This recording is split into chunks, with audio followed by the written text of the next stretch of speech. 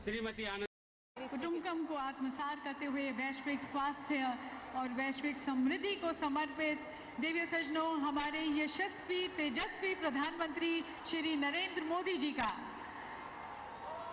और माननीय प्रधानमंत्री जी का हम कोटि कोटि धन्यवाद करते हैं। Uttar Pradesh global investor summit 2023 को अपना आशीर्वाद प्रदान करने का आप सभी से निवेदन है, अपना स्थान ग्रहण करें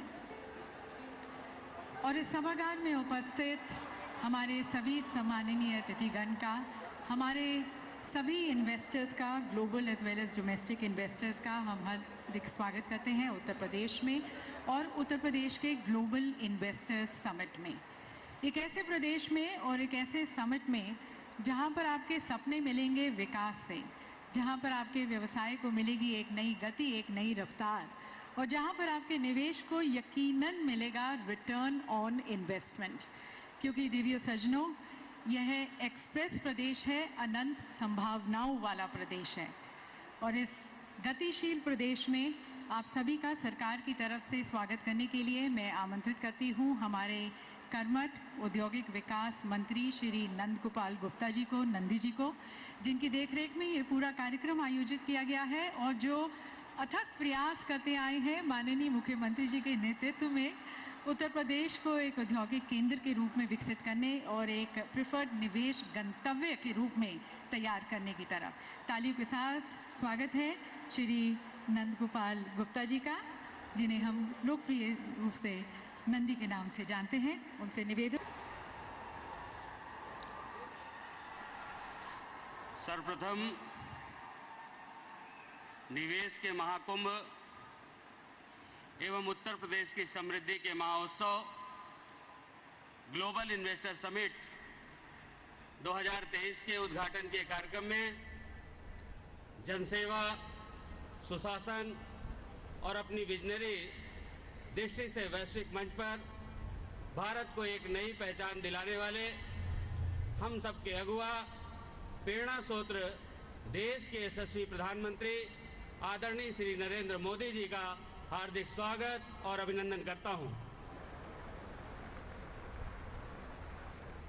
नारी शक्ति की प्रतीक, हम सब की अभिभावक उत्तर प्रदेश की माननीय राज्यपाल श्रीमती आनंदीबेन पटेल जी, भारत के यशस्वी रक्षा मंत्री, लखनऊ के लोकप्रिय सांसद आदरणीय श्री राजनाथ सिंह जी, उत्तर प्रदेश की सांस्कृतिक स्वाभिमान एवं आर्थिक उन्नति को नई ऊंचाई देने वाले, नई ऊंचाई देने के लिए सतत समर्पित 25 करोड़ प्रदेशवासियों के उत्थान के लिए रात दिन काम करने वाले प्रदेश के कर्मयोगी मुख्यमंत्री आदरणीय योगी आदित्यनाथ जी, यहाँ पर उपस्थित माननीय विधानसभा अध्यक्ष श्री सतीश महाना जी, सभापति कुंवर मानवेंद्र बहादुर सिंह जी, संयुक्त अरब अमीरात एवं डेनमार्क के माननीय मंत्रीगण, माननीय उप मुख्यमंत्री द्वय श्री केशव प्रसाद मौर्य जी, श्री ब्रजेश पाठक जी, माननीय राज्य मंत्री जसवंत सिंह सैनी जी,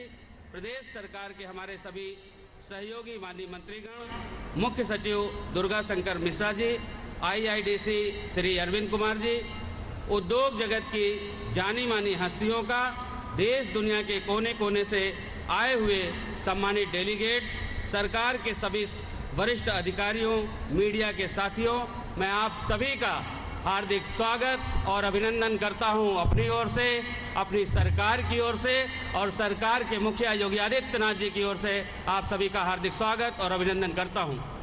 हम सब का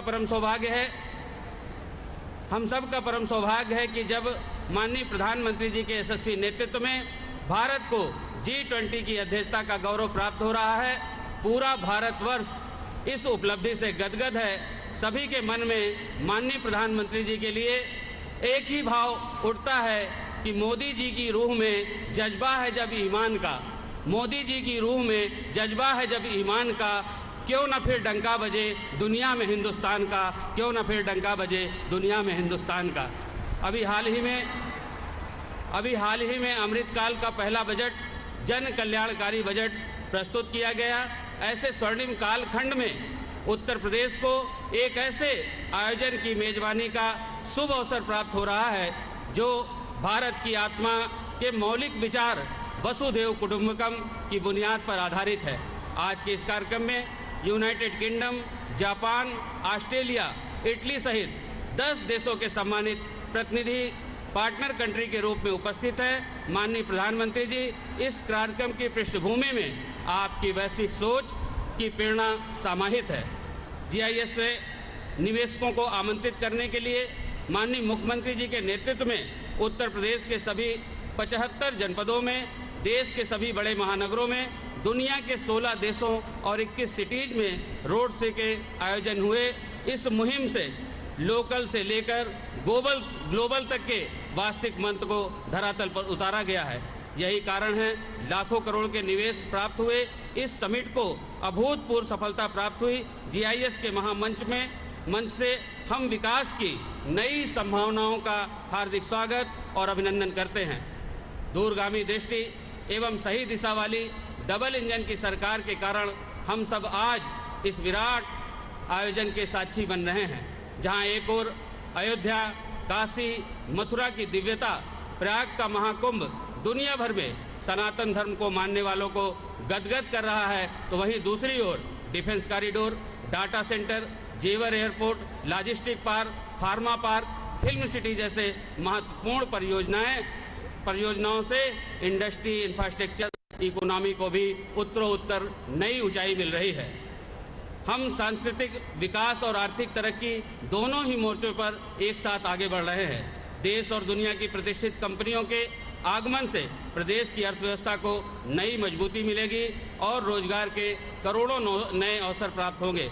माननीय प्रधानमंत्री जी, आपके मार्गदर्शन में, माननीय मुख्यमंत्री जी के नेतृत्व में 2017 से 2022 में उत्तर प्रदेश उत्तम प्रदेश बना है, अब सर्वोत्तम प्रदेश बनने की ओर अग्रसर है।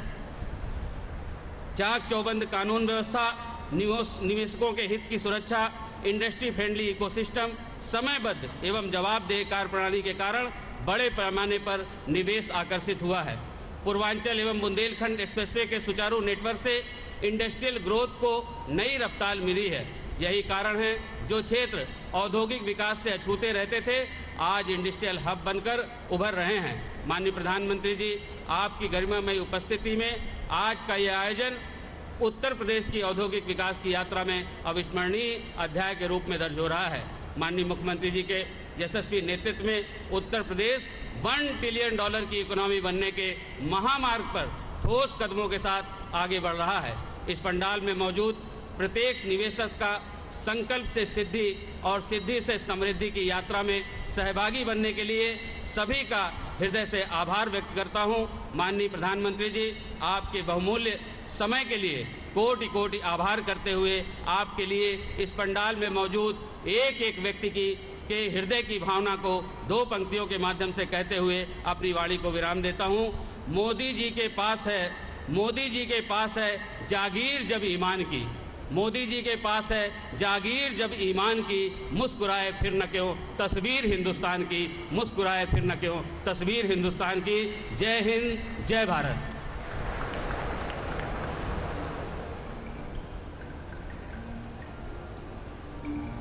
बहुत बहुत धन्यवाद माननीय मंत्री जी।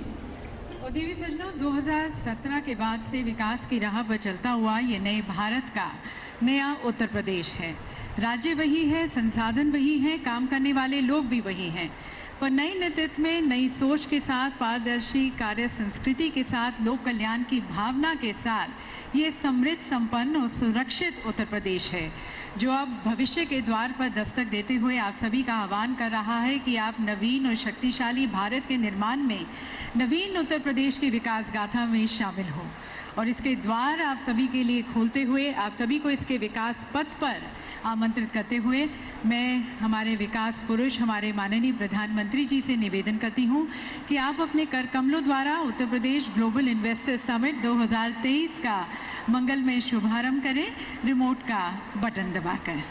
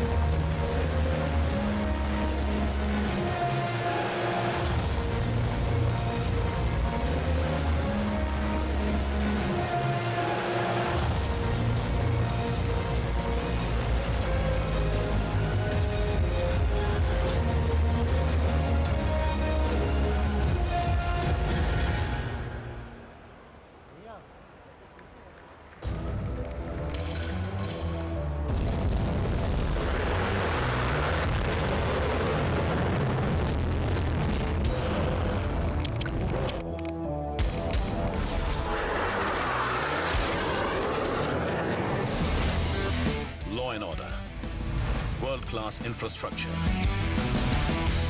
enabling policy framework, business-friendly governance.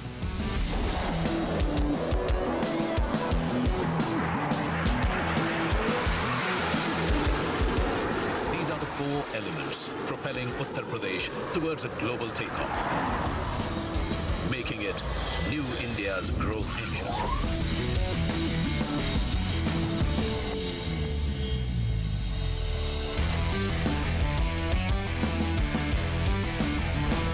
Following the growth principles laid down by India's visionary Prime Minister Shri Narendra Modi, Uttar Pradesh is on its way to becoming the most preferred investment destination for global investors and industrialists. One of the fastest growing Indian states, UP ranks high in ease of doing business with zero tolerance policy against crime and corruption. Known for its cultural vibrance, value system and 250 million populace, UP is not only India's single largest consumer market, but also a bountiful supplier of skilled human resources. The state has a vast land bank and robust policies to ensure the availability of land for investors to do business. A number of sector-specific industrial parks are being developed. Blessed with natural resources, fertile land and perennial rivers, the state offers tremendous opportunities in agro, food processing, dairy and textiles manufacturing sectors. With 96 lakh MSMEs, Uttar Pradesh is Digital India's biggest hub of mobile manufacturing, an emerging data center hub, pharma and educational hub. UP में जिस प्रकार कानून व्यवस्था की स्थिति सुधरी है, उससे व्यापारियों का भरोसा लौटा है, बिजनेस के लिए सही माहौल बना है। बीते वर्षों में यहाँ की प्रशासनिक क्षमता और गवर्नेंस में भी सुधार आया है। Inspired by PM's Vocal for Local movement, UP is high on promoting indigenous products under One District, One Product project. Our defense corridor is helping India become Atmanirbhar in the defense sector. The state is a haven for cultural, spiritual and eco-tourism businesses too.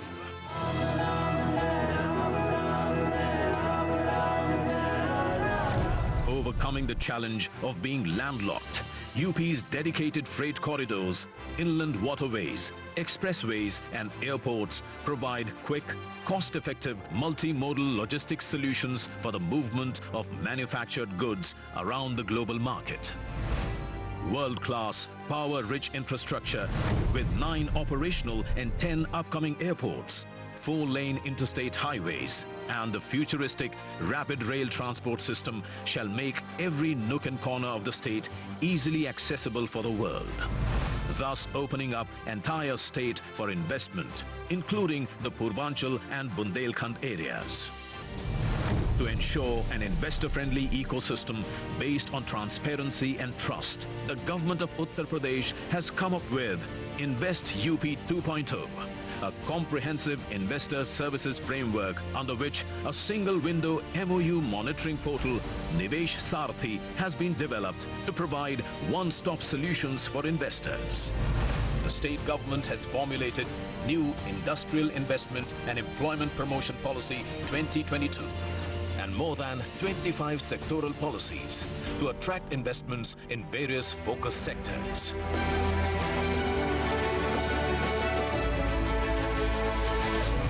Catapult the state towards becoming a $1 trillion economy, we followed a global to local approach. After thorough consultation with all stakeholders, the newly formed policies were showcased internationally, then nationally, and then to the existing domestic investors within UP, generating immense global investor interest. Today, the Uttar Pradesh Global Investors Summit 2023 brings together policymakers, corporate leaders, business delegations, academia, think tanks, and leaders from across the globe to collectively explore business opportunities and forge global investment ties in Uttar Pradesh. Opportunities shall also spike employment opportunities for the state's young and skilled workforce.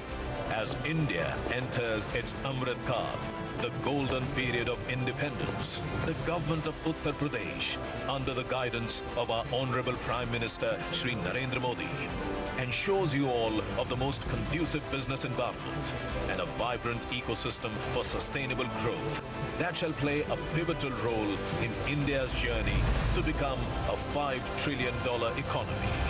Come aboard on our global takeoff to become the most favored business destination.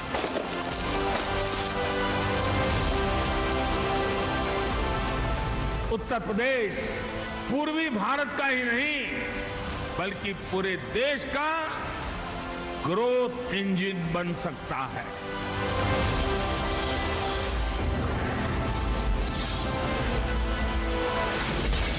Uttar Pradesh, New India's growth engine. ये नया उत्तर प्रदेश है विकास की राह पर चलता हुआ, और यहाँ पर माननीय प्रधानमंत्री जी की कविता की कुछ पंक्तियाँ बोलना चाहेंगे जो बहुत सटीक बैठती हैं उत्तर प्रदेश के विकास की तरफ। आसमान में सिर उठाकर घने बादलों को चीरकर रोशनी का संकल्प ले, अभी तो सूरज उगा है।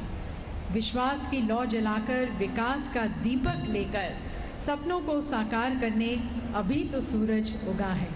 तो अभी तो नए उत्तर प्रदेश का सूरज उगा है, और यकीनन आप सभी के साथ प्रयास के साथ और विश्वास के साथ ये और अलौकिक होगा और प्रकाशमय होगा। और इसी साथ और सहयोग की मनोकामना के साथ अब हम आमंत्रित करते हैं हमारे लीडिंग इंडस्ट्रियलिस्ट, हमारे लीडिंग इन्वेस्टर्स के विचारों को। और सबसे पहले मैं निवेदन करना चाहूँगी, आमंत्रित करती हूँ डॉक्टर कुमार मंगलम बिरला जी को, चेयरमैन आदित्य बिरला ग्रुप। उन्हें तालियों के साथ, शुभकामनाओं के साथ मंच पर स्वागत करते हैं। आप जानते होंगे कि 2023 में अभी हाल ही में उन्हें पद्म भूषण से सुशोभित किया गया है। Inviting doctor Kumar Mangalam Birla ji.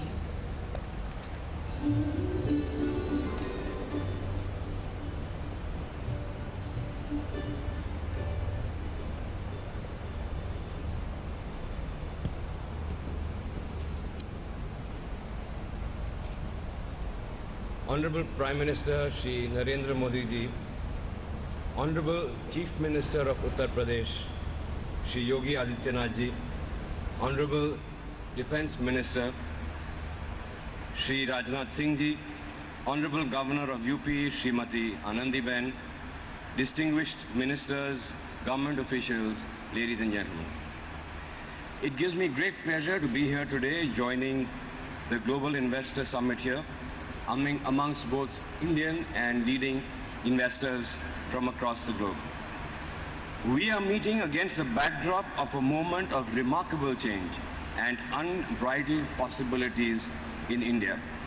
As you are all aware, India is now the fastest growing large economy in the world and is poised to become the third largest economy in the world by 2030. As a global business group, we operate in 36 countries, and I can confidently say that India today stands out amongst all of them.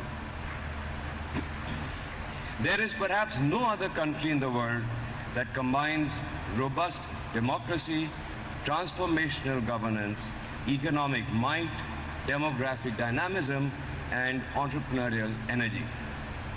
From renewables to digital governance and space tech to agri-innovation, India is emerging as a truly global champion. And for that, one man deserves much of the credit, our Honorable Prime Minister Narendra Modi ji, जिन पर 140 करोड़ भारतवासियों का अटूट विश्वास है. Our Prime Minister has energized each one of us, to say the very least, with his vision for our nation's Amrit Kal, a glorious period of sustained growth and prosperity, one where our actions will be in harmony with the universe. मुझे विश्वास है कि इस अमृत काल में हमारी यानी India की प्रगति वैश्विक समृद्धि का एक नींव होगी. And at the heart of this Indian story is, of course, Uttar Pradesh.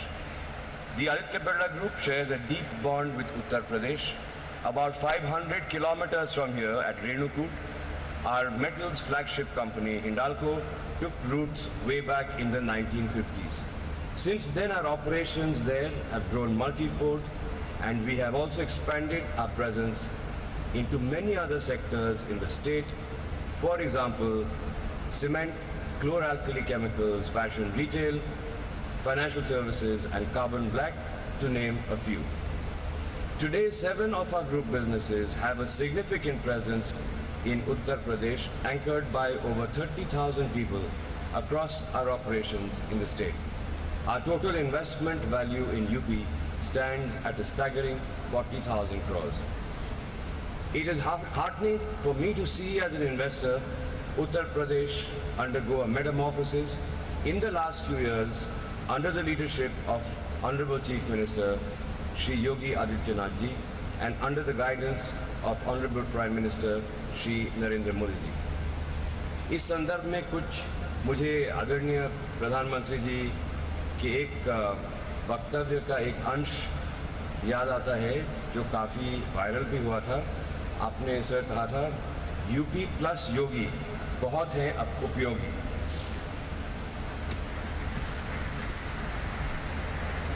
Uttar Pradesh was always known for being the most populous state in India for its agrarian base and for its proximity to the national capital region. However, it was a laggard in industrial development despite having a large consumption base.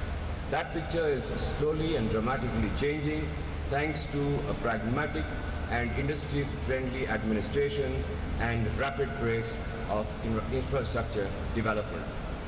The scale of infrastructure projects and their pace of implementation here are both remarkable.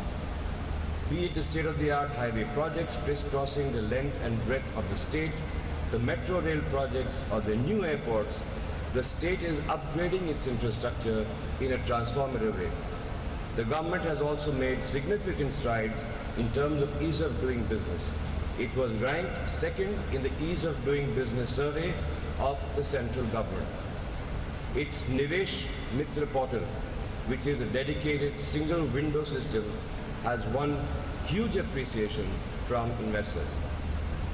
To further build upon its attractiveness for investors, the Uttar Pradesh government has recently launched a new industrial investment and employment promotion policy that targets making the state a $1 trillion economy.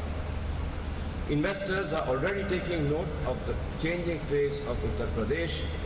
In the 3 years ending September 2022, the state has attracted FDI worth $1.1 billion, which is more than what it has attracted over the first 2 decades of this century. When it comes to building new age infrastructure or providing efficient governance, Uttar Pradesh is creating an example for other states to follow. In the process, it is creating immense opportunities for investors both in India and abroad. As an early investor in the industrial journey of the state, we feel enthused by the rapid progress that the state is making. Today, Uttar Pradesh can rightly be considered one of the key states driving India's journey towards a $5 trillion economy. And therefore, we are committing further investments to the tune of rupees 25,000 crores across our businesses: cement, metals, chemicals, financial services, and renewable energy. And we are truly excited to be a part of this journey. Thank you.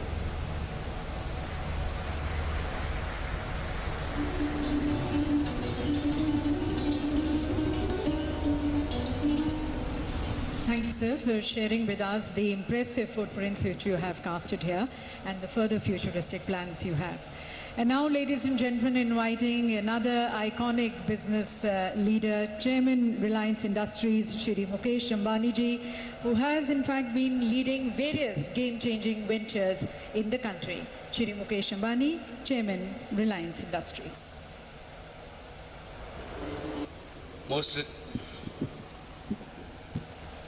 Most respected Prime Minister Shri Narendra Modi ji, respected Governor Srimati Anandiben Patel, respected Defence Minister Shri Rajnath Singh ji, respected Chief Minister Shri Yogi Adityanath ji, distinguished dignitaries, my esteemed friends from industry and business, आप सभी को मेरा सादर नमस्कार। Uttar Pradesh global investors summit विकास का एक महाकुंभ है। यहाँ दूसरी बार आना मेरे लिए सौभाग्य की बात है। लखनऊ पुण्य नगरी है, लक्ष्मण की नगरी है। उत्तर प्रदेश पुण्य भूमि है, प्रभु रामचंद्र जी की भूमि है।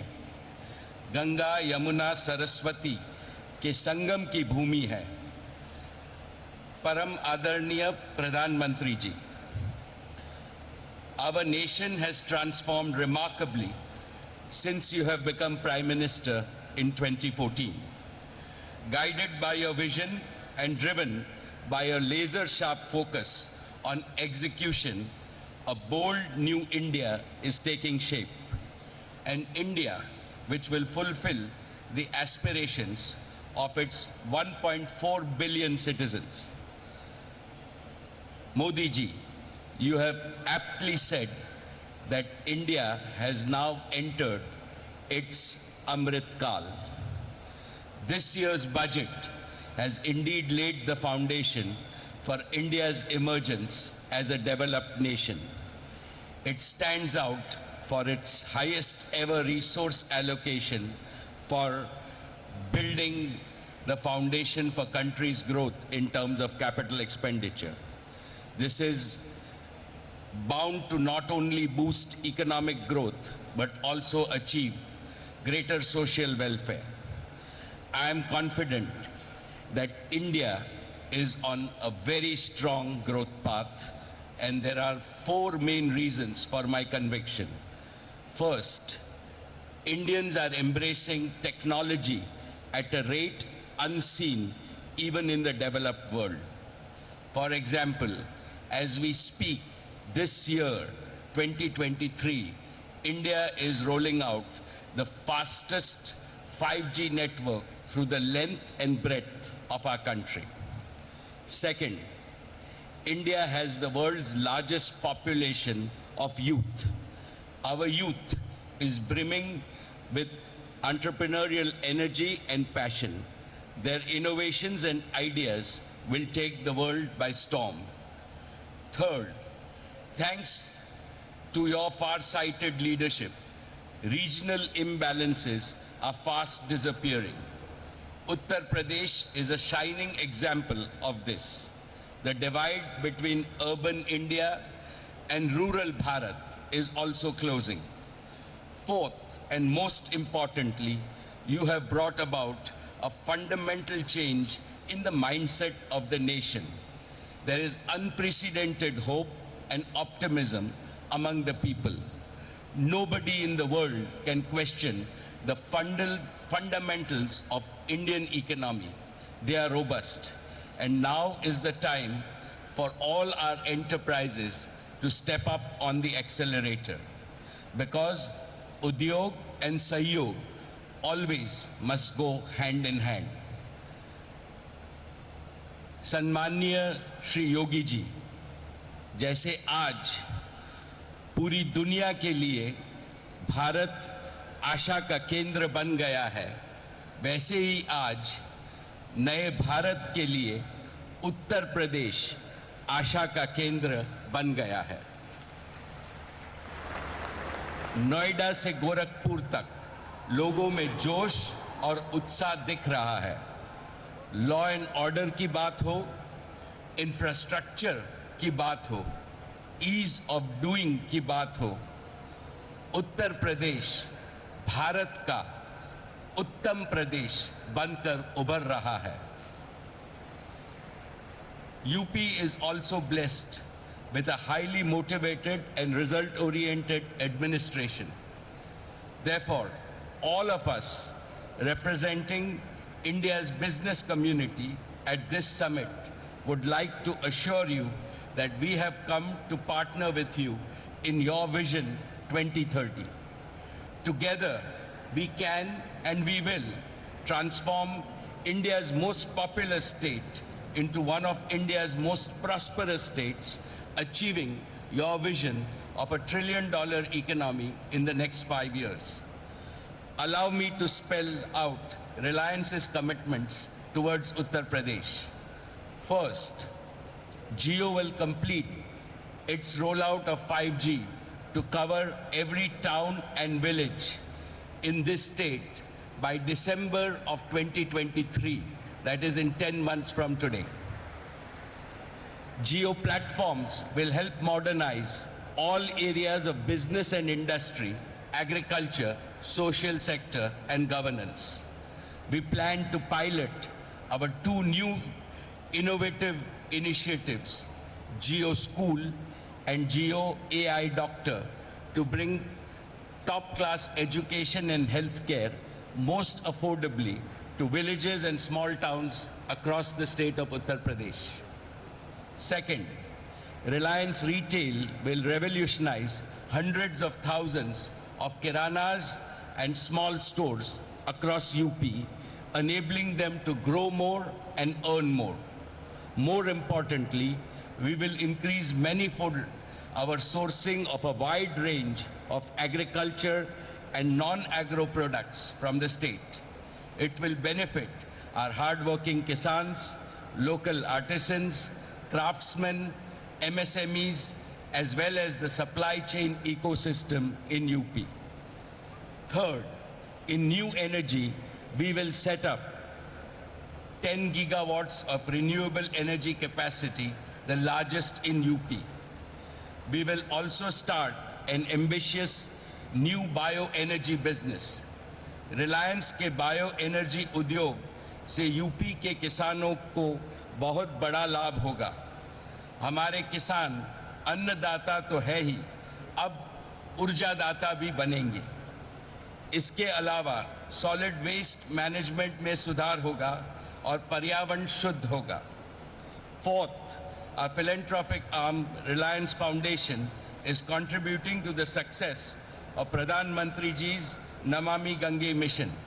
It will continue to engage with partners and government in its mission to transform lives and livelihoods in the state.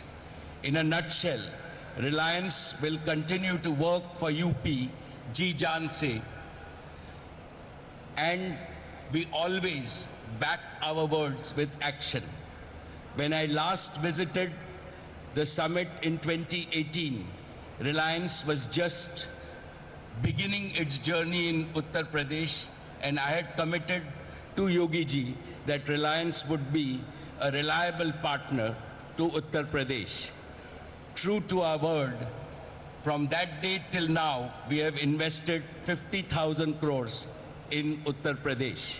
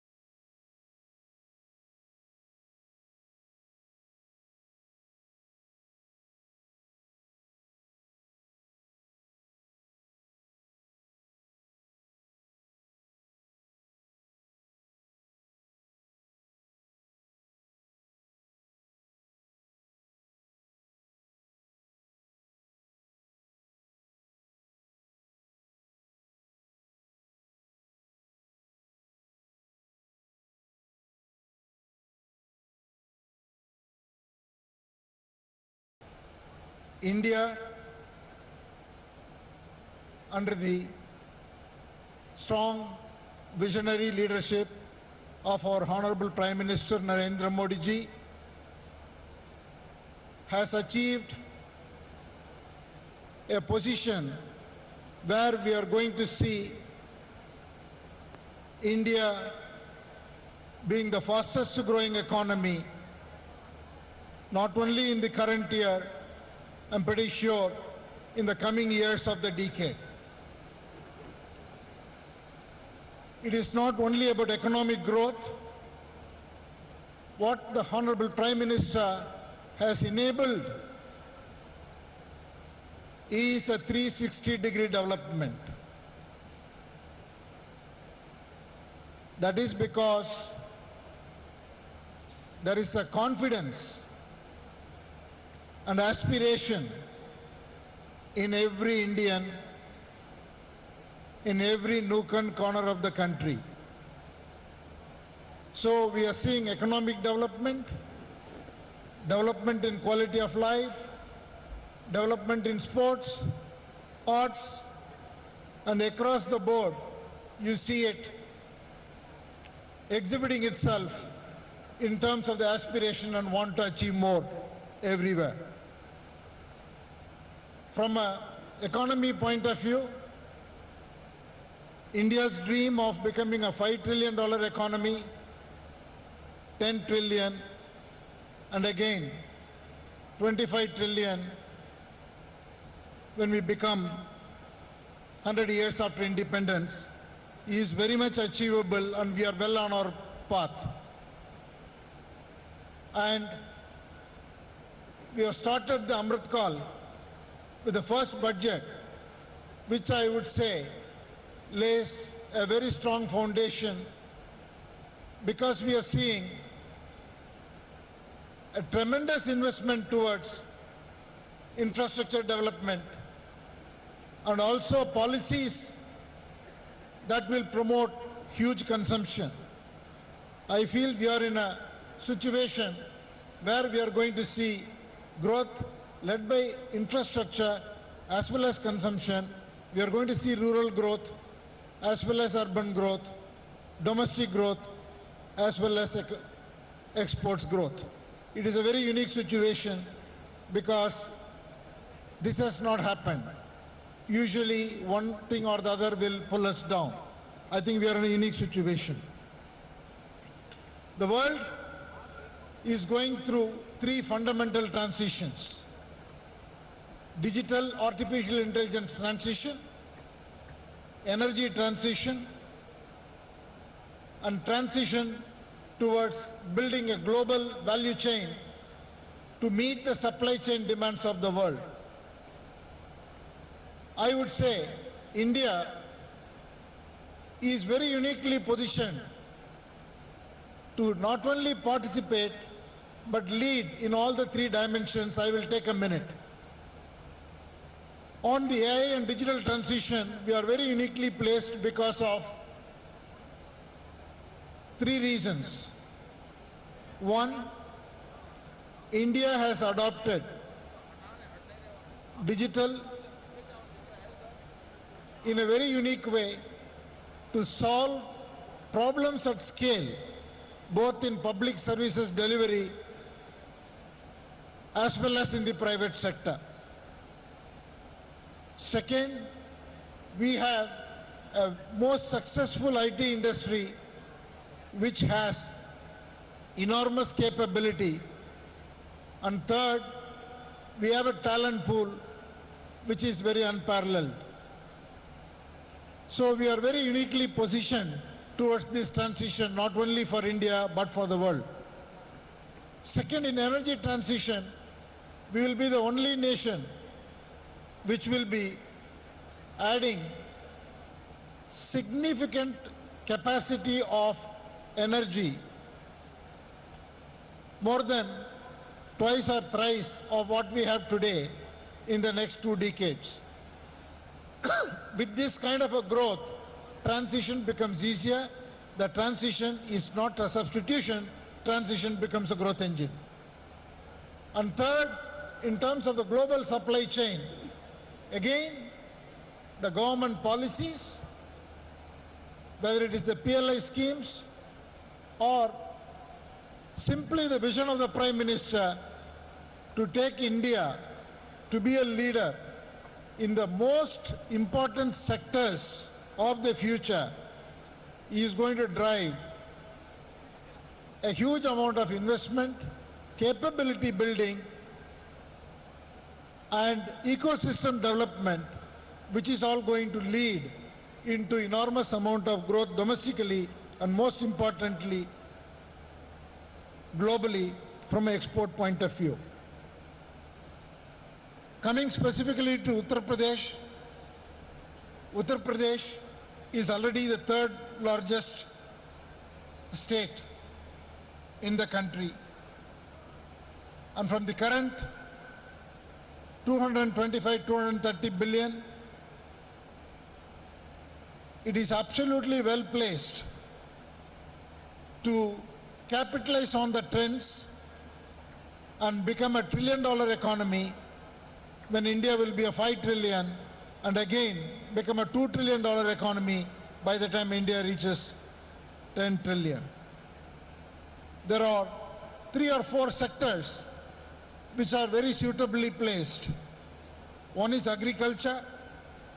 Already UP has a very strong presence.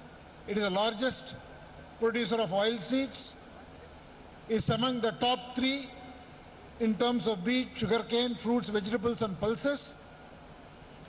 And it is so uniquely advantageous that 87% of the sown area is fully irrigated, which is significantly higher than the national average of 50%.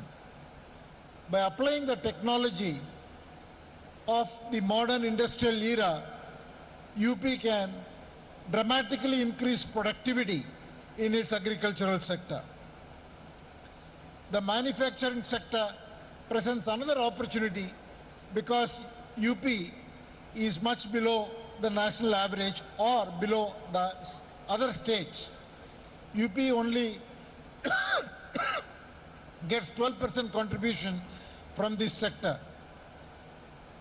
With the tremendous focus on infrastructure development and the value chain opportunity that is presented globally, UP has a fantastic opportunity to increase its share from manufacturing by focusing on advanced manufacturing, precision electronics, semiconductors, assembly and testing, defense and aerospace, pharmaceuticals.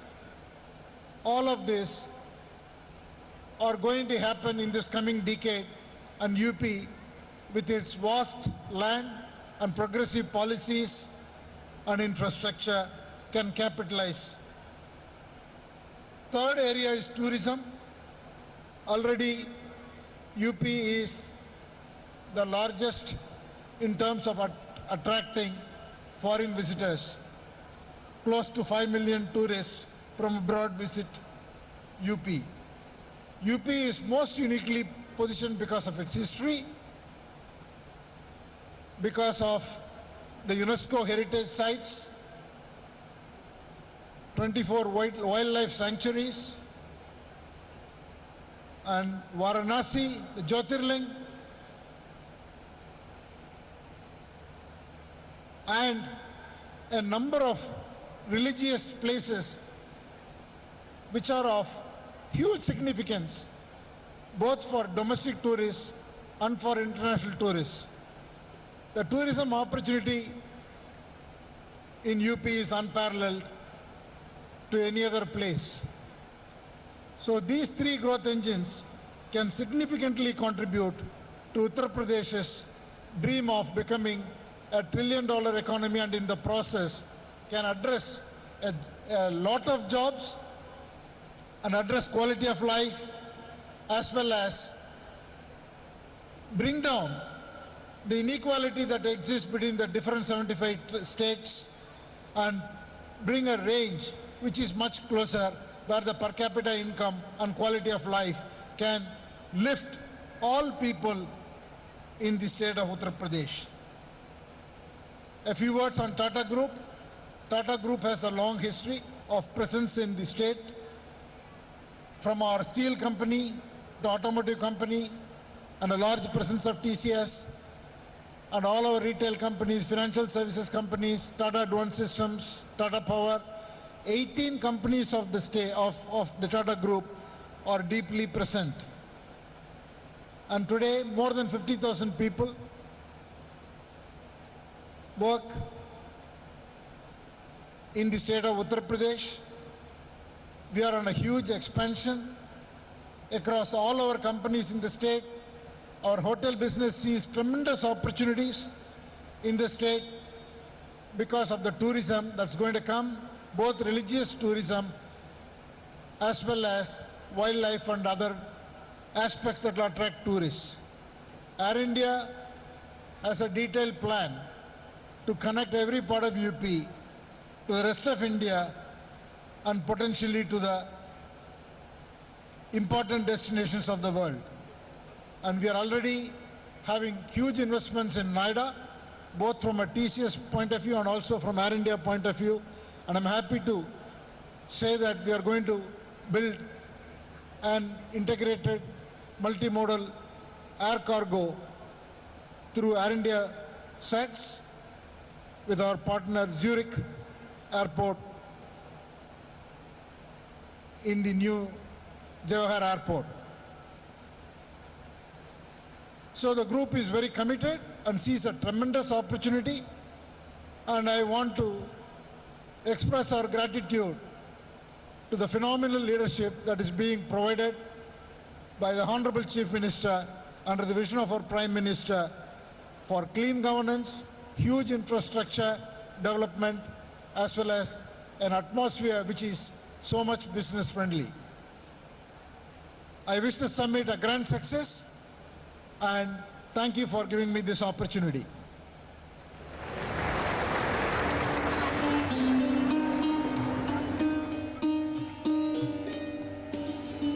Thank you, sir, for your commitments for UP. और देविया सज्जनों, हिंदुस्तान का और Asia का सबसे बड़ा airport Uttar Pradesh में जेवर में बनने जा रहा है, और इससे उत्तर भारत का ये प्रवेश द्वार साबित होगा और साथ साथ ये उत्तर प्रदेश को ग्रोथ सेंटर के रूप में स्थापित करेगा। इसका निर्माण किया जा रहा है ज़ूरिक एयरपोर्ट एशिया के द्वारा भारत सरकार और उत्तर प्रदेश सरकार के सहयोग से। हमारे साथ श्री डैनियल बर्चर हैं, CEO ज़ूरिक एयरपोर्ट एशिया। उन्हें मैं आमंत्रित करती हूँ।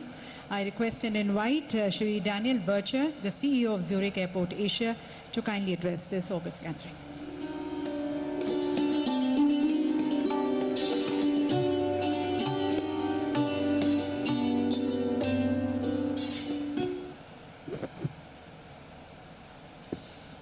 Honorable Prime Minister of India, Shri Narendra Modi ji, Honorable Defence Minister, Shri Rajnath Singh ji, Honorable Governor of UP, Madam ji, Honorable Chief Minister of Uttar Pradesh, Shri Yogi Adityanath ji, Member of Union Cabinet Ministers, Member of the Cabinet of Ministers of the Uttar Pradesh Government, Members of the Parliament and Members of the Uttar Pradesh Vidhan Parishad and Vidhan Sabha, friends and colleagues from the corporate world, members of the media, and ladies and gentlemen.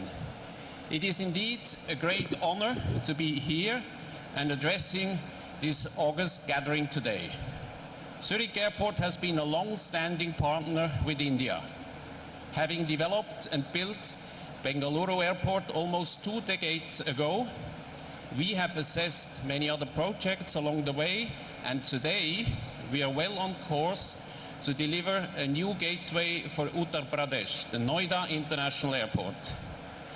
Alongside India, Zurich Airport will celebrate its 75th anniversary this year. And we are putting together all our years of experience and our global expertise spanning across 3 continents into making the Noida International Airport an aviation landmark of which the state of UP and the nation can be proud.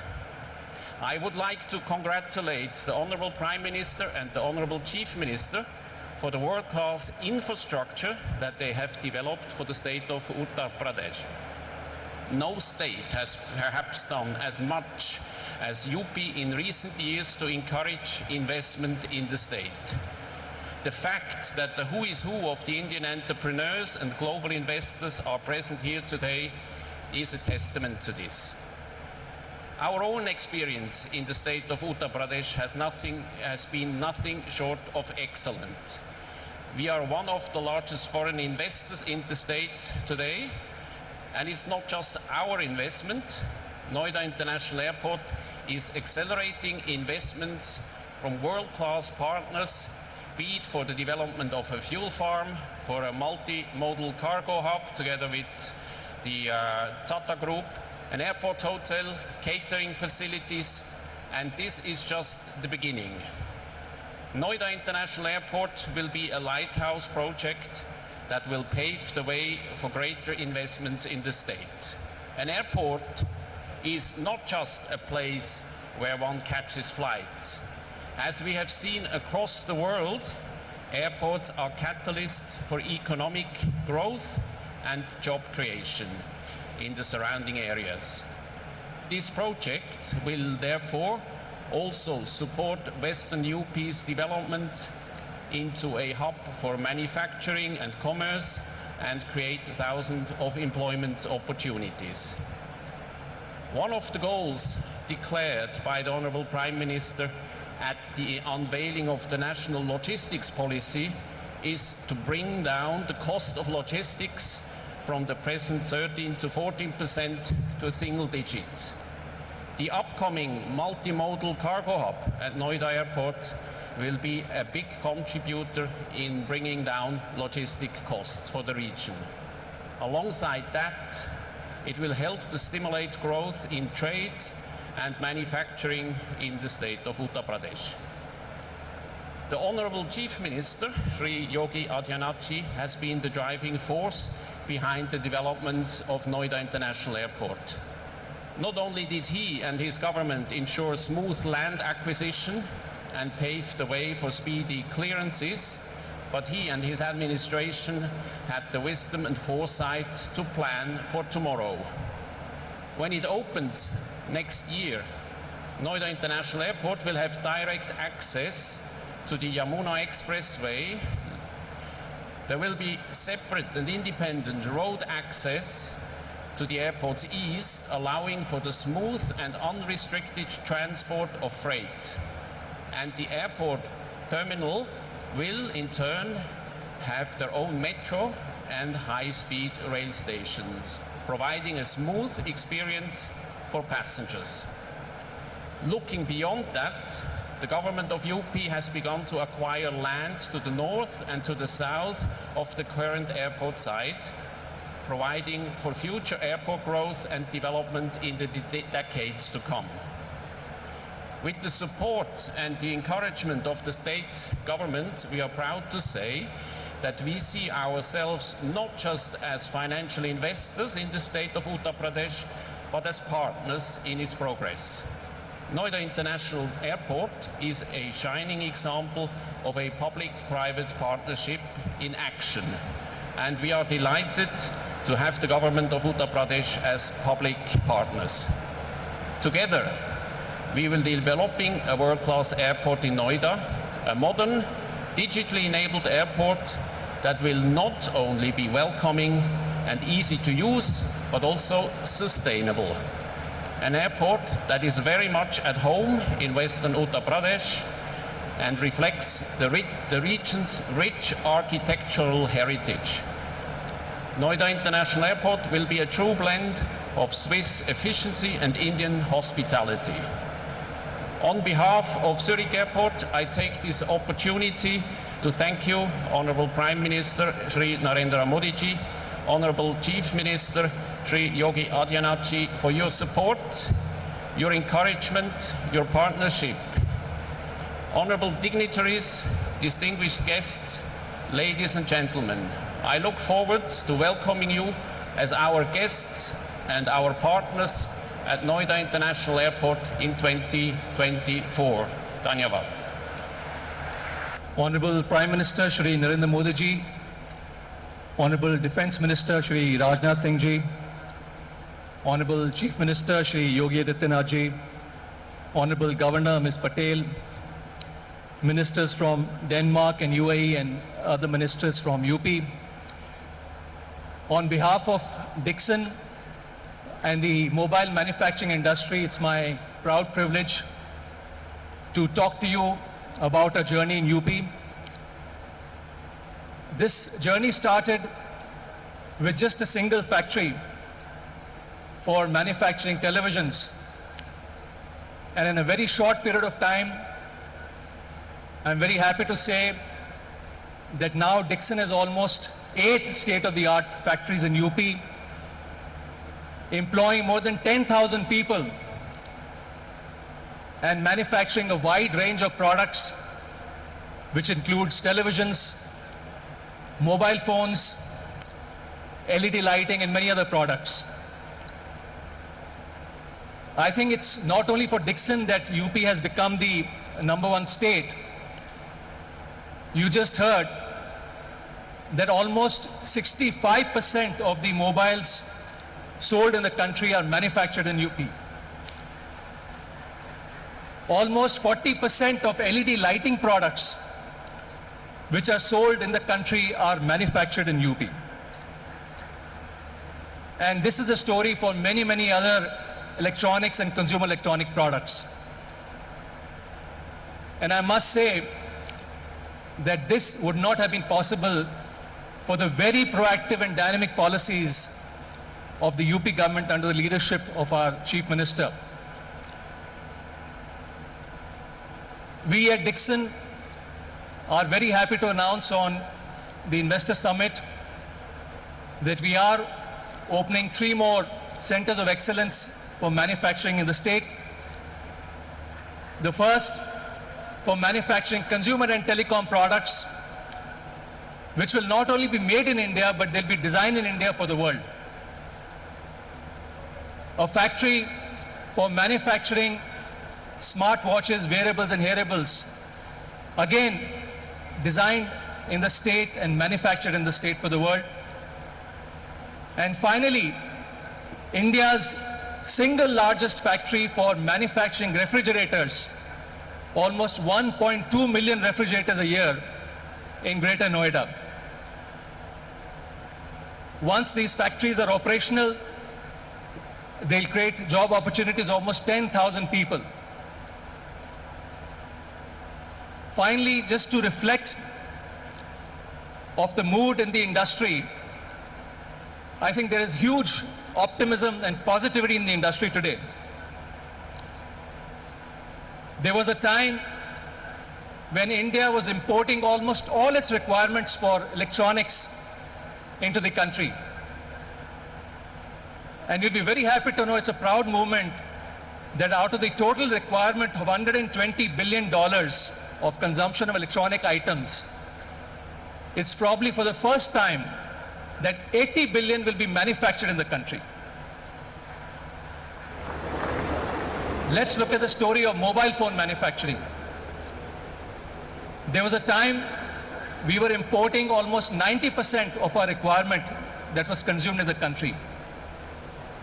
Today, we are not only manufacturing the entire requirement, but we're looking at exporting almost $100 billion worth of mobile phones. There was a time there were no Indian champions in the electronic manufacturing space. Today, Indian companies are manufacturing and exporting to all over the world. I must say that this would not have been possible without the clarion call made by our Honorable Prime Minister when he said, let's make in India. Let's make India the next hub for manufacturing of electronic products. Honorable Prime Minister, I would like to assure you that we in the industry will not rest until we make India the next hub for manufacturing of these products. Finally, I'd like to end with a couplet which I think reflects the mood in the nation and the industry. And it says, अभी जिंदगी की असली उड़ान बाकी है, अभी जिंदगी में कई इम्तिहान बाकी हैं, अभी तो नापी है जमीन हमने, अभी पूरा आसमान बाकी है। Thank you so much.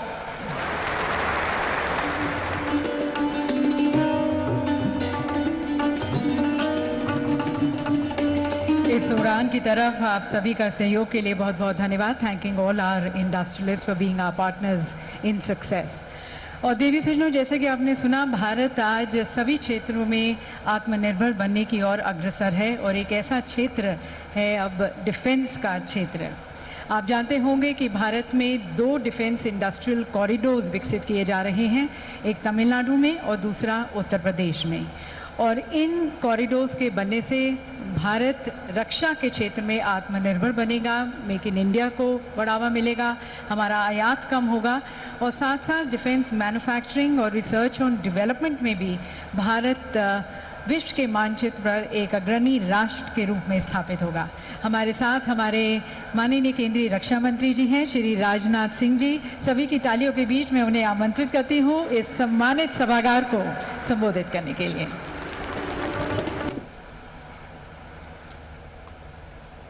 अंतर्राष्ट्रीय जगत में भारत की प्रतिष्ठा बढ़ाने वाले हमारे भारत के यशस्वी प्रधानमंत्री आदरणीय नरेंद्र मोदी जी, उत्तर प्रदेश की राज्यपाल श्रीमती आनंदीबेन जी पटेल, उत्तर प्रदेश के कर्मठ मुख्यमंत्री श्रीमान योगी आदित्यनाथ जी, हमारे deputy chief minister Shri Keshav Prasad ji Maurya, Shri Brajesh ji Pathak, UAE और डेनमार्क के honourable ministers Shri Mukesh Ambani ji, Shri Kumar Mangalam ji, Shri N Chandrasekaran ji और बिजनेस कम्युनिटी के बहुत सारे यहाँ मौजूद स्टॉलवर्ड्स और बिजनेस जगत के अन्य प्रतिनिधिगण, यहाँ उपस्थित सम्मानित देवियों व सज्जनों एवं मेरे मीडिया के मित्रों, यह हम सभी के लिए बेहद हर्ष की बात है कि नए भारत के निर्माता हमारे माननीय प्रधानमंत्री जी अपना अमूल्य मार्गदर्शन देने के लिए हम सबके बीच यहाँ उपस्थित हैं। लखनऊ मेरी कॉन्स्टिट्यूंसी है, लखनऊ मेरी कर्मभूमि है और यहाँ आपका स्वागत करना मेरे लिए एक गौरव का विषय है। प्रधानमंत्री जी, नज़ाकत, नफासत, अदब और तहजीब के शहर लखनऊ में मैं आपका तहे दिल हार्दिक स्वागत करता हूं, अभिनंदन करता हूं। लखनऊ पूर्व प्रधानमंत्री श्रद्धेय अटल बिहारी वाजपेयी जी की यह कर्मभूमि रही है। इस अवसर पर मैं उनका स्मरण करता हूं और उनको नमन करता हूं। उन्होंने राष्ट्र को सशक्तिकरण का जो मार्ग दिखाया था, माननीय प्रधानमंत्री जी के नेतृत्व में राष्ट्र आज उस पर मजबूती के साथ आगे बढ़ रहा है। प्रधानमंत्री जी, आपके रूप में इस देश को केवल एक प्रधानमंत्री ही नहीं मिला है, बल्कि इस देश को एक मार्गदर्शक, एक अभिभावक और एक प्रेरणा पुरुष मिला है। पिछले कुछ वर्षों में व्यक्तिगत और राजनीतिक विश्वसनीयता का जो प्रतिमान आपने भारत में स्थापित किया है, वह लंबे समय तक अटूट रहेगा और देश को लगातार प्रेरित करता रहेगा, ऐसा मेरा मानना है। आज राष्ट्र के कोटि कोटि जन एक साथ मिलकर नए भारत की जो विशाल इमारत निर्मित कर रहे हैं, उसकी बुनियाद में इसी विश्वसनीयता की ही मजबूती है। आज दुनिया भारत को आशा और संभावना के दृष्टि से देखती है, तो उसके पीछे भी यही विश्वसनीयता है। प्रधानमंत्री जी, भारत के बदलते परिदृश्य ने दुनिया का ध्यान अपनी ओर खींचा है। प्राचीन काल में यह देश जिन जिन चीजों के कारण दुनिया भर में प्रसिद्ध था, यहाँ का उद्योग और व्यापार भी उनमें से एक था। पर कुछ ऐतिहासिक कारणों के चलते यहाँ का उद्योग और व्यापार गर्त में जाने लगा। इस देश ने ऐसा भी समय देखा है जब तमाम संसाधनों और उपयुक्त परिस्थितियों के बावजूद लोग बिजनेस के क्षेत्र में आने से हिचकिचाने लगे थे। यानी स्यूडो सेकुलरिज्म, छद्म समाजवाद के नाम पर इंडस्ट्रियलिस्ट को न केवल आगे बढ़ने से रोका गया बल्कि स्थापित उद्योगों को भी बड़ा नुकसान पहुंचाया गया। समाज में ऐसा हीन दृष्टिकोण बन गया था जो औद्योगिक एवं व्यापारिक गतिविधियों को ऐसे देखता था मानवीय सभ्य समाज से अलग कोई गतिविधि हो। पर पिछले कुछ वर्षों में चाहे वह राष्ट्र में नए नए आर्थिक सुधार हों, बिजनेस कम्युनिटी को प्रेरित और उत्साहित करना हो, यह दिखाते हैं कि बिजनेस कम्युनिटी के प्रति सरकार ने एक नई अप्रोच रखी है। पुराने और अप्रभावी नियम कानून जो इंडस्ट्री के लिए रेड टेप बन चुके थे, वर्तमान नेतृत्व में रेड कारपेट में वह बदल चुके हैं। आज बिजनेस कम्युनिटी को न केवल सम्मान और भरोसे की नजर से देखा जाता है बल्कि वेल्थ क्रिएटर के रूप में सामाजिक विकास में उन्हें एक प्रमुख कंट्रीब्यूटर समझा जाता है। भारत की लगातार बढ़ती साख में हमारी बिजनेस कम्युनिटी का बहुत बड़ा योगदान है। देवियों व सज्जनों, यह महत्वपूर्ण बात है कि आज international monetary fund, world bank, domestic एवं ग्लोबल इन्वेस्टर्स कम्युनिटी भारत को भरोसे की निगाह से देख रही है। पर इससे भी महत्वपूर्ण बात यह है कि आज देश के नागरिकों में देश के नेतृत्व पर, देश की संभावनाओं और क्षमता पर एक नया भरोसा पैदा हुआ है। मोदी जी के मुख्यमंत्रित्व काल में गुजरात ने जो ऊंची विकास की दर हासिल की थी वह पूरी दुनिया में चर्चा के साथ साथ रिसर्च का विषय बन गया था। अब जब मां गंगा के आदेश पर आपने उत्तर प्रदेश का हाथ थामा है तो कोई कारण नहीं कि यह उत्तर प्रदेश भी विकास और समृद्धि की वही रफ्तार न पकड़े जो किसी समय गुजरात ने पकड़ी थी। पिछले कुछ समय में उत्तर प्रदेश इन्वेस्टर्स के लिए एक अत्यंत भरोसेमंद डेस्टिनेशन के रूप में यह उत्तर प्रदेश उभरा है। प्रदेश के बहुत ही लगनशील और कर्मठ मुख्यमंत्री श्री योगी आदित्यनाथ के नेतृत्व में यूपी ने अपने नाम यानी अप को लगातार सार्थक किया है। अब यूपी मतलब हेल्थ अप, यूपी मतलब एजुकेशन अप, यूपी मतलब स्किल अप, यूपी मतलब इंफ्रास्ट्रक्चर अप, यूपी मतलब इन्वेस्टमेंट अप और यूपी मतलब इन्वेस्टमेंट का रिटर्न अप यह हो गया है। कुछ साल पहले स्थिति यह हो गई थी कि यूपी में इन्वेस्ट वेस्ट समझा जाने लगा था, पर आज यूपी में इन्वेस्ट बेस्ट समझा जाने लगा है। प्रधानमंत्री जी, आज दुनिया के बड़े बड़े आर्थिक विशेषज्ञों और इन्वेस्टमेंट फर्म्स का यह मानना है कि 21वीं शताब्दी आपके नेतृत्व और दिशा निर्देश में भारत की सदी बनने जा रही है। आज भारत विश्व में इन्वेस्टमेंट का मोस्ट अट्रैक्टिव डेस्टिनेशन बन चुका है। मेरा यह विश्वास है कि दुनिया की विकास की धुरी भारत की अर्थव्यवस्था बनेगी और उसमें उत्तर प्रदेश एक प्रभावी ग्रोथ इंजन की भूमिका निभाएगा। यूपी राइजिंग यानी अप राइजिंग और इंडिया राइजिंग एक ही सिक्के के दो पहलू हैं। देवियों व सज्जनों, आज की समिट में आप लोगों का पार्टिसिपेशन और पिछले कुछ समय में यूपी में हुआ अच्छा खासा इन्वेस्टमेंट इसका एक बहुत बड़ा प्रमाण है।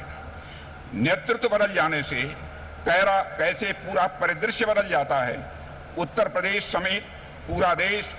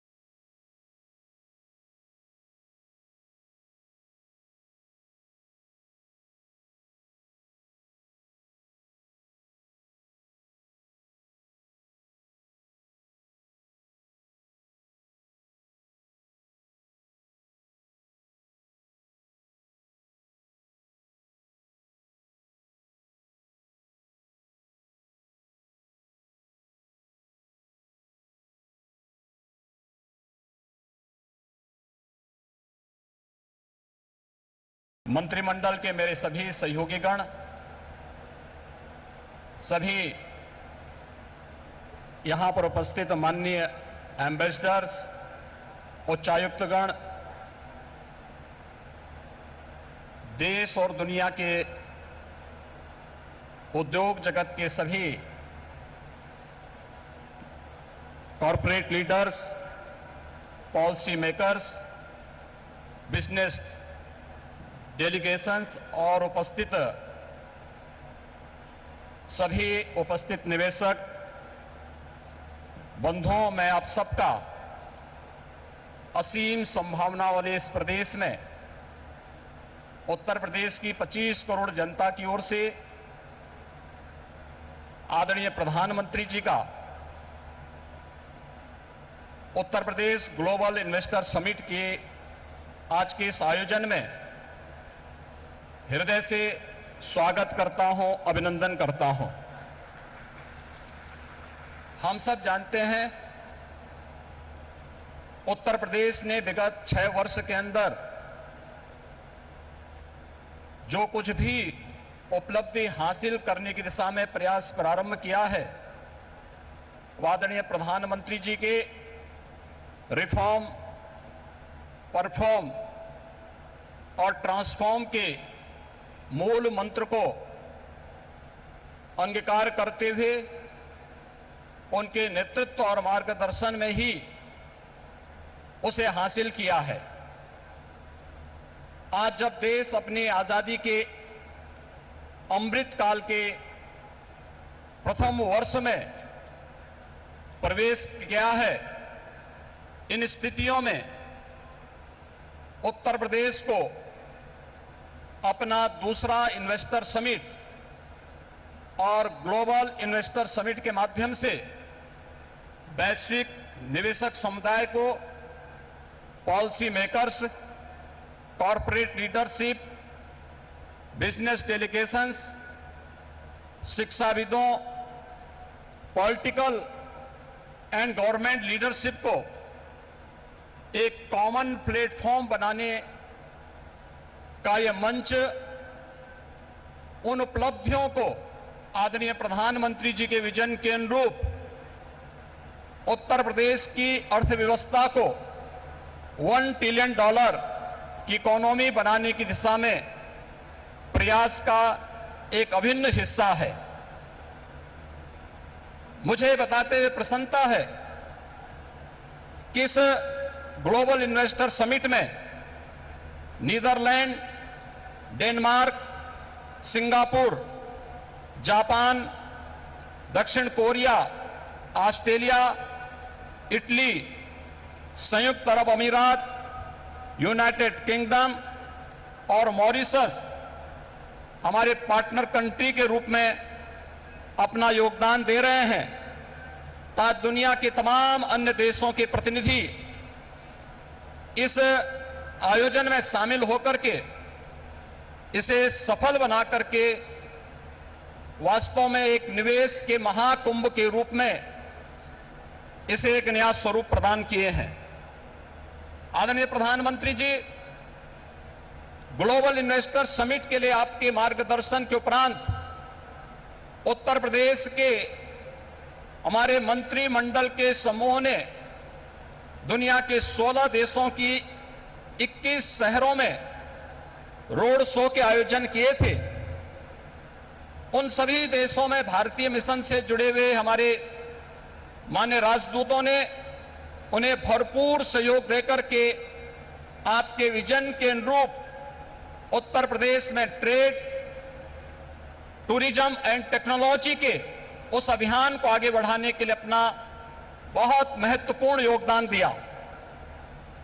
इसके साथ ही देश के 10 बड़े महानगरों में भी इन रोड शोज के आयोजन किए गए और आज जब यहां पर आपका मार्गदर्शन हम सबको प्राप्त होने वाला है तो न केवल प्रदेश की राजधानी लखनऊ में 10,000 से अधिक यहां पर आए हुए उद्योग, देश के दुनिया के प्रमुख उद्योगपतियों, निवेशकों तथा बिजनेस डेलीगेशंस की उपस्थिति में बल्कि उत्तर प्रदेश के सभी 75 जनपदों में भी ये कार्यक्रम एक साथ संचालित हो रहा है।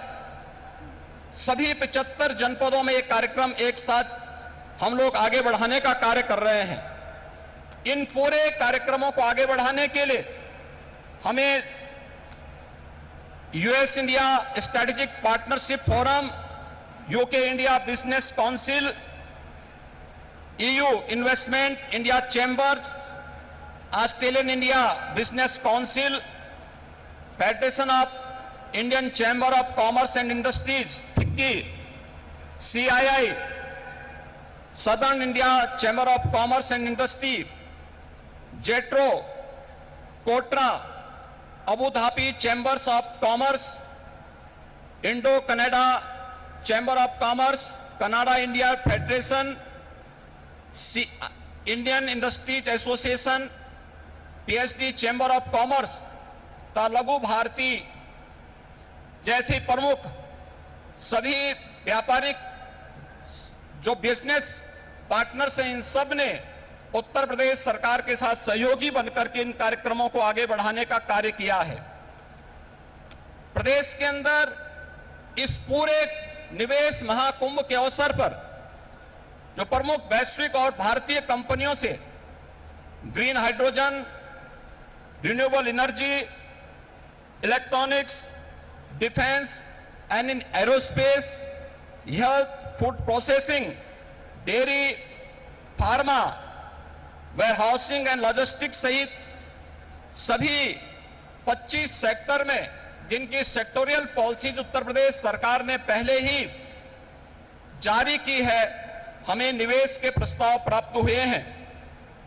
प्रदेश के अंदर निवेशकों की सुविधा के लिए प्रदेश सरकार ने 4 पिलर्स तय किए हैं। इनमें ऑनलाइन सिंगल विंडो पोर्टल निवेश मित्र, 33 विभागों की 406 सेवाएं ये उपलब्ध करवा रहा है। इन्वेस्टर रिलेशनशिप मैनेजमेंट पोर्टल निवेश सारथी, ये निवेशकों की जिज्ञासाओं के समाधान, समस्या निवारण और निवेश परियोजनाओं के अनुश्रवण की सुविधा दे रहा है। तो नीतियों में प्रावधानित इंसेंटिव को प्राप्त करने के लिए ऑनलाइन इंसेंटिव मैनेजमेंट सिस्टम को भी विकसित करने के साथ ही हर एक निवेशक के साथ एक प्रदेश के अंदर उद्यमी मित्र की तैनाती करने की व्यवस्था भी इसके माध्यम से हम लोगों ने प्रदेश के अंदर प्रारंभ की है। आपके मार्गदर्शन में उत्तर प्रदेश ने विगत 6 वर्ष के अंदर ईज ऑफ डूइंग बिजनेस में एक अच्छी सफलता प्राप्त करते हुए लीड्स रैंकिंग में अचीवर श्रेणी प्राप्त की है। प्रदेश ने पिछले 5 वर्ष के अंदर अपने निर्यात को भी दुगना करने में सफलता प्राप्त की है। प्रदेश में आज आपके नेतृत्व और मार्गदर्शन में हमारे पास अच्छा इंफ्रास्ट्रक्चर है। प्रदेश बेहतरीन कानून व्यवस्था के लिए आज जाना जा रहा है और उत्तर प्रदेश की जो अन्य तमाम संभावनाएं हैं, जिसमें उत्तर प्रदेश भारत की फूड बास्केट के रूप में जाना जाता है, खाद्यान्न, दूध, गन्ना, आलू व इथेनॉल उत्पादन में प्रदेश देश में नंबर 1 है। वाराणसी का सिल्क क्लस्टर, भदोई का कालीन क्लस्टर, ये प्रमुख टेक्सटाइल हब भी उत्तर प्रदेश के अंदर हैं। और इन सभी अन्य सेक्टर्स में जहां पर प्रदेश के अंदर संभावनाएं हैं, उन सबको बढ़ाने के लिए सेक्टोरियल पॉलिसीज इस दिशा में महत्वपूर्ण भूमिका का निर्वहन कर रहे हैं। प्रदेश के अंदर medical device park, film city, toy city, apparel park, handicraft park, logistic hub, integrated industrial township, mega food park, trans Ganga city, garment park और कई प्लेटेड फैक्ट्री कॉम्प्लेक्स के विकास की कार्रवाई भी प्रदेश के अंदर युद्ध स्तर पर चल रही है।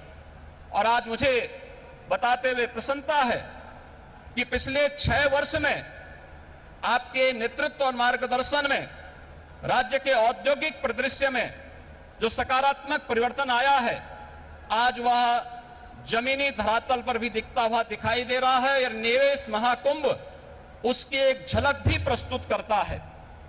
इस निवेश महाकुंभ में अब तक हमारे पास 18,643 कुल MOU हमारे साथ वर्तमान में हुए हैं और जिनके माध्यम से प्रदेश को अब तक 32,92,000 करोड़ रुपए के निवेश के प्रस्ताव हमें प्राप्त हो चुके हैं, जिनके माध्यम से प्रदेश के अंदर 92,50,000 से अधिक यहां पे नौकरी और रोजगार की संभावनाएं जिनके माध्यम से प्रदेश के अंदर होंगी। ये सभी जो सेक्टर वार प्रस्तावित निवेश है, इनमें रिन्यूएबल एनर्जी है, electronics manufacturing, industrial park, education, manufacturing, warehousing and logistic, real estate, IT enabled services, tourism, textile, power generation, housing, health care, food processing, dairy, food and civil supplies, waste to energy, biofuel, इन सभी क्षेत्रों में हुआ है। इसके साथ ही सबसे महत्वपूर्ण बात यह है कि पिछले 6 वर्षों के अंदर जो परिवर्तन हुआ है, इनमें जो निवेश के प्रस्ताव आए हैं, जो उत्तर प्रदेश के पूर्वी क्षेत्र और बुंदेलखंड का क्षेत्र आर्थिक दृष्टि से पिछड़ा माना जाता था, इस निवेश प्रस्ताव में अकेले पूर्वी उत्तर प्रदेश के लिए 9,55,000 करोड़ रुपए के प्रस्ताव प्राप्त हुए हैं और बुंदेलखंड के लिए भी 4,28,000 करोड़ रुपए के प्रस्ताव इस अवसर पर हमें प्राप्त हुए हैं। मैं एक बार फिर से आपके यशस्वी नेतृत्व और मार्गदर्शन में उत्तर प्रदेश आज विकास की जिन नई बुलंदियों की ओर अग्रसर हो रहा है, बीमारू राज्य के दंश से मुक्त होकर के देश के ग्रोथ इंजन के रूप में स्थापित करने के आपके विजनरी नेतृत्व में जो एक उत्तर प्रदेश सरकार और उत्तर प्रदेश वासियों को आपने दायित्व दिया है, उस दिशा में उत्तर प्रदेश तेजी के साथ आगे बढ़ रहा है।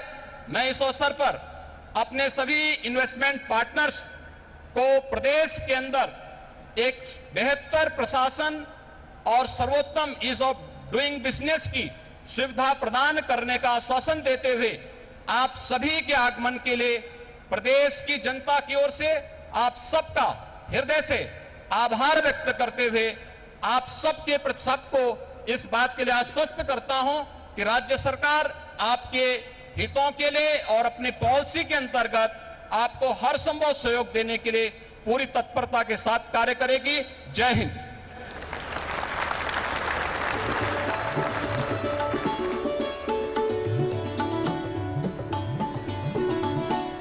बहुत बहुत धन्यवाद माननीय मुख्यमंत्री जी।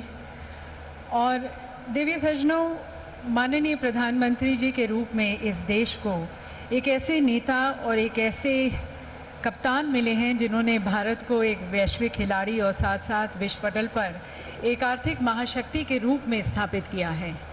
एक ऐसे जननायक जो देश को एक जीवंत और समावेशी समाज के रूप में विकसित करने की तरफ निरंतर प्रयास कर रहे हैं और जिनकी कार्य संस्कृति के केंद्र बिंदु में सर्वप्रथम नागरिक हैं। और एक ऐसे CEO जिन्होंने भारत में ईज़ ऑफ डूइंग बिजनेस सुनिश्चित करने की तरफ अनेक गवर्नेंस रिफॉर्म्स इंट्रोड्यूस किए हैं, जिसके कारण निवेशक आज उत्साहित भी है, प्रोत्साहित भी है, सुरक्षित भी महसूस कर रहा है और भारत आज एक प्रेफर्ड इन्वेस्टमेंट डेस्टिनेशन बन गया है। इससे पहले कि मैं माननीय प्रधानमंत्री जी को यहाँ पर उनके संबोधन के लिए आमंत्रित करूँ, हमारे प्रदेश प्रधान माननीय श्री योगी आदित्यनाथ जी स्वयं प्रधानमंत्री जी का विशेष रूप से आभार व्यक्त करना चाहेंगे अपने 25 करोड़ के परिवारजन की तरफ से। तो मैं माननीय श्री योगी आदित्यनाथ जी से निवेदन करती हूँ कि वे प्रधानमंत्री जी के साथ यहाँ पर हमारे साथ मंच पर आएँ और एक सभी की तरफ से एक छोटी सी भेंट आभार व्यक्त करते हुए हम प्रधानमंत्री जी को देना चाहेंगे, उनके नेतृत्व के लिए, उनके मार्गदर्शन के लिए और साथ साथ उनके आशीर्वाद के लिए।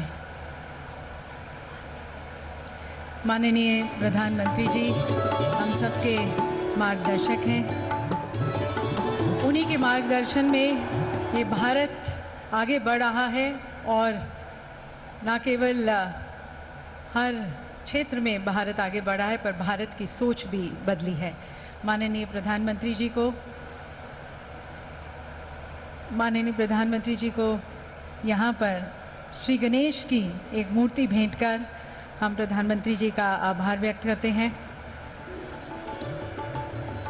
हमारे प्रधानमंत्री जी पर, हमारे यशस्वी प्रधानमंत्री जी पर गणेश जी की कृपा हमेशा बनी रहे और उनका मार्गदर्शन हमें हमेशा मिलता रहे, इसके लिए उनका विशेष रूप से आभार, धन्यवाद। और देखिए सज्जनों, अब हमारे माननीय प्रधानमंत्री जी को सुनने के लिए हम सभी ललायत हैं, जिनके विचार, जिनकी अंतर्दृष्टि आपको इंस्पायर भी करती है, मोटिवेट भी करती है और साथ साथ अनेक संभावनाओं के द्वार भी खोलती है। देवी सज्जनों, माननीय श्री नरेंद्र मोदी जी।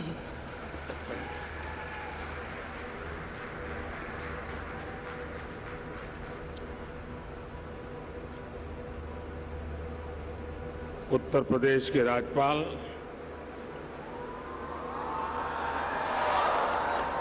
श्रीमती आनंदीबेन पटेल, उत्तर प्रदेश के मुख्यमंत्री योगी आदित्यनाथ जी,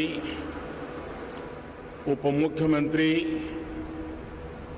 केशव प्रसाद मौर्य जी, ब्रिजेश पाठक जी, केंद्रीय मंत्रिमंडल में मेरे वरिष्ठ सहयोगी और यही लखनऊ के प्रतिनिधि श्रीमान राजनाथ सिंह जी, विभिन्न देशों से आए सभी वरिष्ठ महानुभाव, यूपी के सभी मंत्रीगण और ग्लोबल इन्वेस्टर समिट में पधारे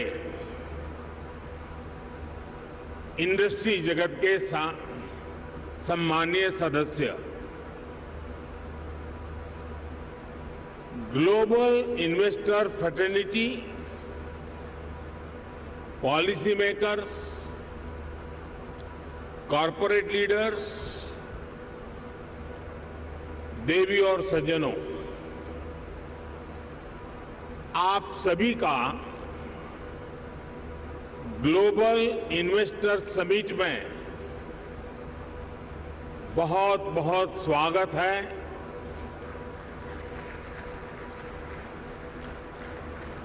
आप सोच रहे होंगे कि मैं मुख्य अतिथि होने पर भी ये स्वागत की जिम्मेदारी क्यों उठा रहा हूं। ये इसलिए क्योंकि मेरी एक और भूमिका भी है। आप सबने मुझे भारत के प्रधानमंत्री के साथ साथ उत्तर प्रदेश का सांसद भी बनाया है।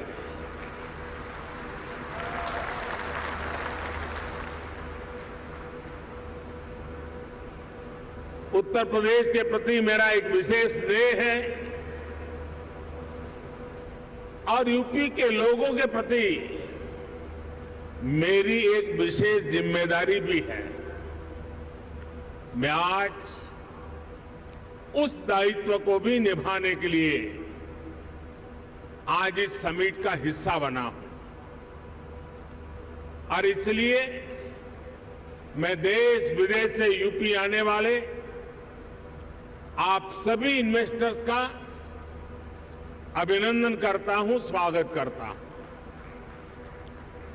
साथियों, उत्तर प्रदेश की धरती अपने सांस्कृतिक वैभव, गौरवशाली इतिहास और समृद्ध विरासत के लिए जानी जाती है। इतना सामर्थ्य होने के बावजूद यूपी के साथ कुछ बातें जुड़ गई थी। लोग कहते थे यूपी का विकास होना मुश्किल है, लोग कहते थे यहां कानून व्यवस्था सुधरना नामुमकिन है, यूपी बीमारू राज कहलाता था, यहां आए दिन हजारों करोड़ के घोटाले होते थे, हर कोई यूपी से अपनी उम्मीदें छोड़ चुका था। लेकिन सिर्फ 5-6 साल के भीतर यूपी ने अपनी एक नई पहचान स्थापित कर ली है और डंके की चोट पर कर दी है। अब यूपी को सुशासन से, गुड गवर्नेंस से पहचाना जा रहा है। अब यूपी की पहचान बेहतर कानून व्यवस्था, शांति और स्थिरता के लिए है। अब यहां वेल्थ क्रिएटर्स के लिए नित्य नए अवसर बन रहे हैं।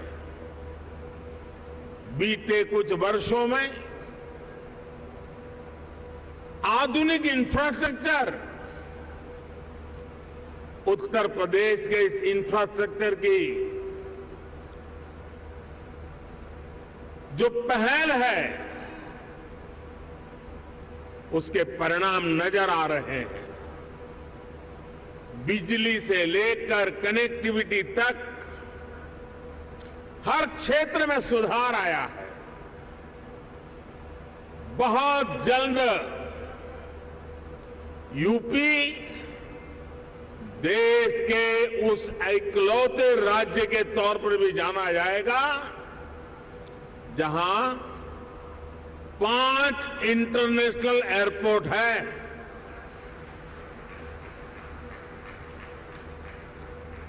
डेडिकेटेड फ्रेट कॉरिडोर से यूपी सीधे समुद्र से जुड़ रहा है, गुजरात और महाराष्ट्र के पोर्ट से कनेक्ट होता जा रहा है। इंफ्रास्ट्रक्चर के साथ साथ यूपी में सरकारी सोच और अप्रोच में ईज ऑफ डूइंग बिजनेस के लिए सार्थक बदलाव आया है।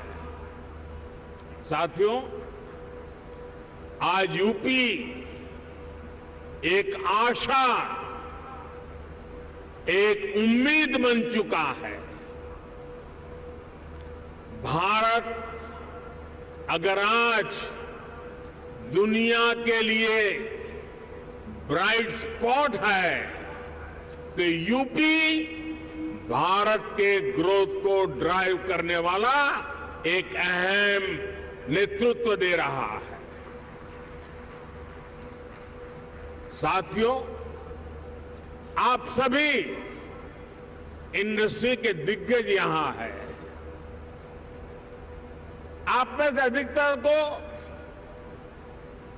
एक लंबा अनुभव भी है। दुनिया की वर्तमान स्थिति भी आप सभी से छुपी नहीं है। आप भारत की इकोनॉमी के आज के सामर्थ्य और यहां के मैक्रो और माइक्रो इकोनॉमिक फंडामेंटल्स को भी बहुत बारीकी से देख रहे हैं। आखिर पैंडेमिक और वॉर के शॉक के बाहर निकलकर भारत फास्टेस्ट ग्रोइंग इकोनॉमी कैसे बना है। आज दुनिया की हर क्रेडिबल वॉइस ये मानती है कि भारत की अर्थव्यवस्था ऐसे ही तेजी से आगे बढ़ती रहेगी। आखिर ऐसा क्या हुआ कि वैश्विक संकट के इस दौर में भारत ने न सिर्फ रेजिलियंस दिखाया बल्कि रिकवरी भी उतनी ही तेजी से की। साथियों, इसके पीछे सबसे बड़ा कारण है भारतीयों का खुद पर बढ़ता भरोसा, खुद पर आत्मविश्वास। आज भारत के यूथ की सोच में, भारत के समाज की सोच और एस्पिरेशंस में एक बड़ा बदलाव देखने को मिल रहा है। आज भारत का हर नागरिक ज्यादा से ज्यादा विकास होते देखना चाहता है। वो अब भारत को जल्द से जल्द विकसित होते देखना चाहता है। भारत के समाज की एस्पिरेशंस आज सरकारों को भी पुश कर रही है और यही एस्पिरेशंस विकास के कार्यों में भी गति ला रही है। और साथियों, मत भूलिए कि आज आप जिस राज्य में बैठे हैं उसकी आबादी करीब 25 करोड़ है। दुनिया के बड़े बड़े देशों से भी ज्यादा सामर्थ्य अकेले उत्तर प्रदेश में है। पूरे भारत की तरह ही आज यूपी में एक बहुत बड़ी एस्पिरेशनल सोसाइटी आपका इंतजार कर रही है। साथियों, आज भारत में सोशल, फिजिकल और डिजिटल इंफ्रास्ट्रक्चर पर जो काम हुआ है उसका बड़ा लाभ यूपी को भी मिला है।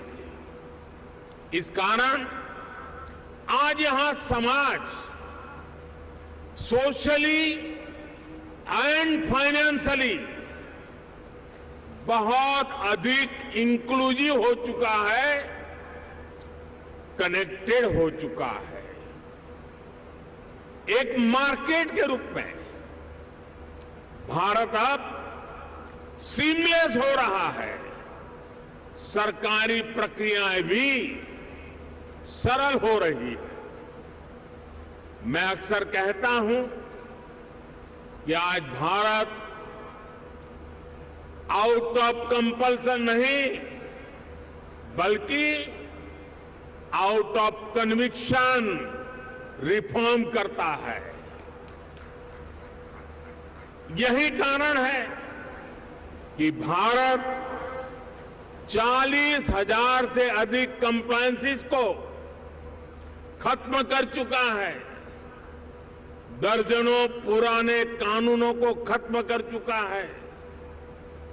साथियों, आज भारत सही मायने में स्पीड और स्केल के रास्ते पर चल पड़ा है।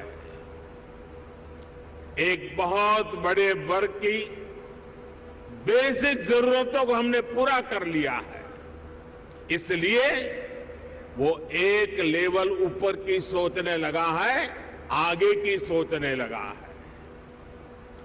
यही भारत पर भरोसे का सबसे बड़ा कारण है।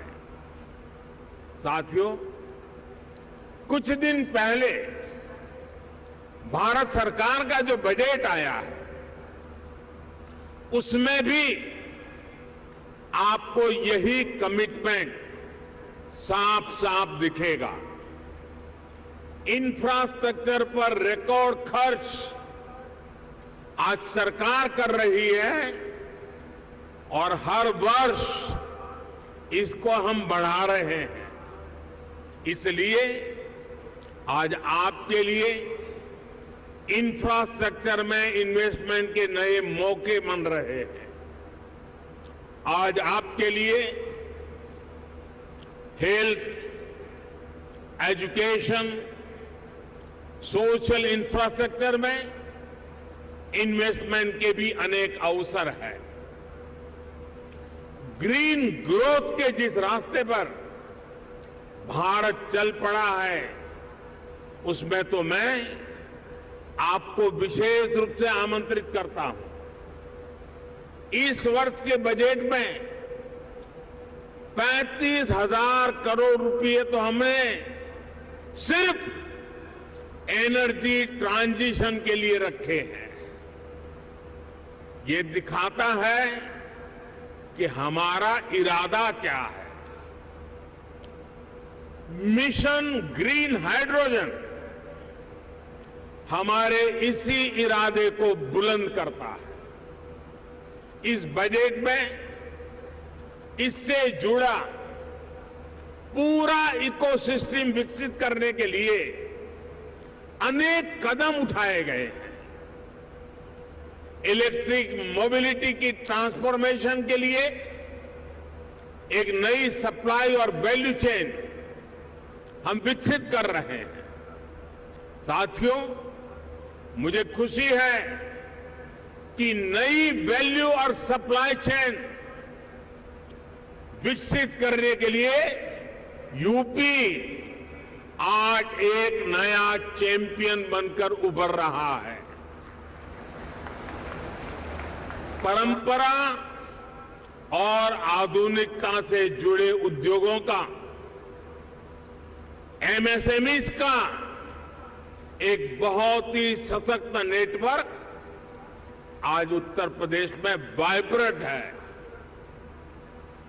यहां भदोही के कालीन और बनारसी सिल्क है, भदोही कारपेट क्लस्टर और वाराणसी सिल्क क्लस्टर भी, और उसकी वजह से यूपी भारत का टेक्सटाइल हब है।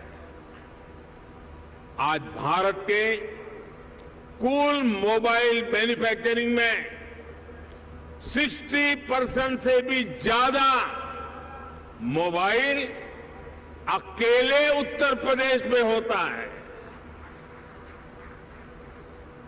मोबाइल कंपोनेंट की सबसे ज्यादा मैन्युफैक्चरिंग भी यूपी में ही होती है।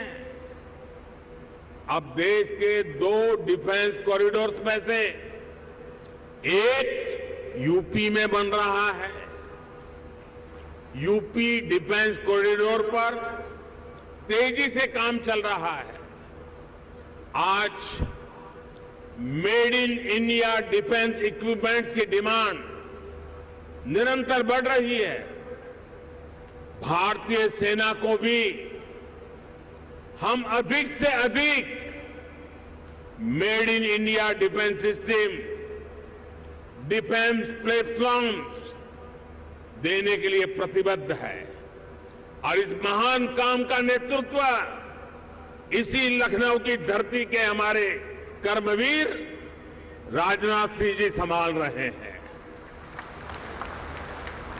ऐसे समय में जब भारत एक वाइब्रेंट डिफेंस इंडस्ट्री का विकास कर रहा है, तो फर्स्ट मूवर एडवांटेज आपको जरूर लेना चाहिए। साथियों, उत्तर प्रदेश में तो डेयरी, फिशरीज, एग्रीकल्चर और फूड प्रोसेसिंग सेक्टर में अनेक संभावनाएं हैं। फल और सब्जियों को लेकर उत्तर प्रदेश में बहुत डाइवर्सिटी है।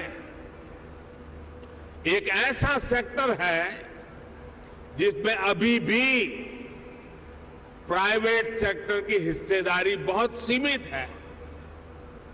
आपको जानकारी होगी कि फूड प्रोसेसिंग के लिए production link incentive PLI scheme लेकर हम आए हैं।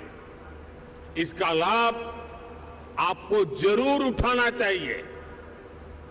साथियों, आज सरकार का ये प्रयास है कि इनपुट से लेकर पोस्ट हार्वेस्ट मैनेजमेंट तक एक आधुनिक व्यवस्था किसानों के लिए बने। छोटे इन्वेस्टर्स एग्री इंफ्रा फंड का उपयोग कर सकते हैं। इसी प्रकार देश भर में एक बहुत बड़ी स्टोरेज कैपेसिटी विकसित करने के लिए बजट में हमने प्रावधान किया है। ये भी छोटे निवेशकों के लिए बहुत बढ़िया मौका है। साथियों, आज भारत का बहुत अधिक हमारा फोकस क्रॉप डाइवर्सिफिकेशन पर है। छोटे किसानों को ज्यादा साधन देने और उनकी इनपुट कॉस्ट घटाने पर है। इसलिए नेचुरल फार्मिंग की तरफ हम तेजी से बढ़ रहे हैं। यहां यूपी में गंगा के किनारे दोनों तरफ 5 किलोमीटर क्षेत्र में नेचुरल फार्मिंग शुरू हो गई है। अब इस वर्ष के बजट में हमने किसानों की मदद के लिए 10,000 बायो इनपुट रिसोर्स सेंटर बनाने की घोषणा की है। ये नेचुरल फार्मिंग को और अधिक प्रोत्साहित करेगा। इसमें भी प्राइवेट एंटरप्रेन्योर्स के लिए इन्वेस्टमेंट की अनेक संभावनाएं हैं। साथियों, भारत में एक और नया अभियान हमारे मिलेट्स को लेकर के शुरू हुआ है। भारत के ये मिलेट्स आमतौर पर लोगों की भाषा में उसको मोटा अनाज कहते हैं और उसकी कई वैरायटीज है। विश्व बाजार में उसकी एक पहचान बने, इसके लिए आपने बजट में सुना होगा, हमने इस मिलेट्स को, मोटे अनाज को एक नया नाम दिया है, श्री अन्न। ये श्री अन्न जिसमें न्यूट्रिशन वैल्यू बहुत अधिक है, ये सुपर फूड है।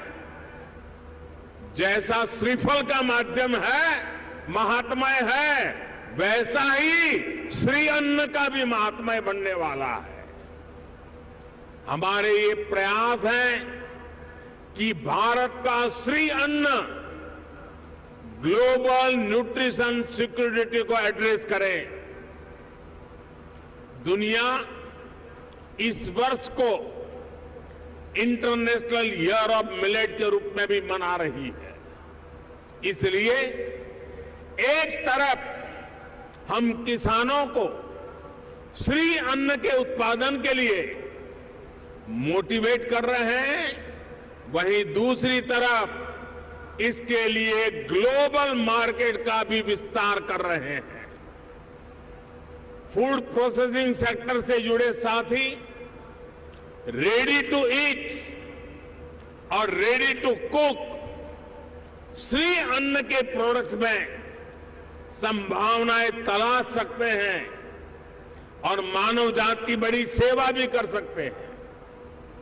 साथियों, उत्तर प्रदेश में एक और विषय में बहुत प्रशंसनीय काम हुआ है। ये काम एजुकेशन और स्किल डेवलपमेंट से जुड़ा है। Mahayogi Guru Gorakhnath Ayush university, Atal Bihari Vajpayee health university, Raja Mahendra Pratap Singh university, Major Dhyanchand sports university, ऐसे अनेक संस्थान अलग अलग स्किल्स के लिए युवाओं को तैयार करेंगे।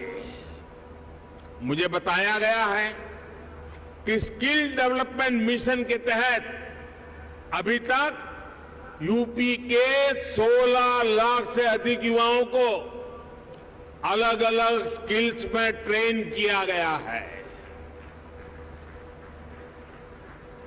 यूपी सरकार ने पीजीआई लखनऊ, आईआईटी कानपुर में आर्टिफिशियल इंटेलिजेंस से जुड़े कोर्सेज भी शुरू किए हैं।